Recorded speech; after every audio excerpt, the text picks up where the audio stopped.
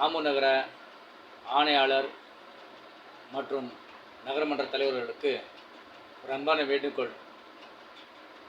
போன முறை வச்சோம், உங்களை தொலைபேசி மூலமாக சொல்லியாச்சு, கேட்டோம், கோரிக்கை வச்சோம். நீங்கள் அதை பற்றி எதுவும் நடவடிக்கை மாதிரி தெரில. அதே மாதிரி ஆம்பூர் நகரத்தில் பல நகரமன்ற உறுப்பினர்கள் மட்டும் கோரிக்கை வைக்கிறாங்க. நீங்கள் காது கொடுத்து கேட்க மாட்டேன்றீங்க. என்ன கோரிக்கைன்னா, ஆம்பூரில் நாய் தொல்லை அளவுக்கு அதிகமாக இருக்குது. போன முறை இந்த ஆணையாளர் அவரிடம் கோரிக்கை வச்சு சில இடங்களில் நாய்களை பிடிச்சோம். ஆனால் மறுபடியும் நாய் தொல்லை அதிகமாக இருக்குது. நாய்களை குடும்ப கட்டுப்பாடு பண்ணுறோம் ஒன்று சொல்கிறீங்க, அது உண்மையாக பொய்யா நமக்கு தெரியாது. ஒருவேளை அப்படி குடும்ப கட்டுப்பாடு நீங்கள் எல்லா நாயும் கண்டுபிடிச்சிலாம் பண்ண முடியாது. சில நாய்கள் தவறி தான் போகும்.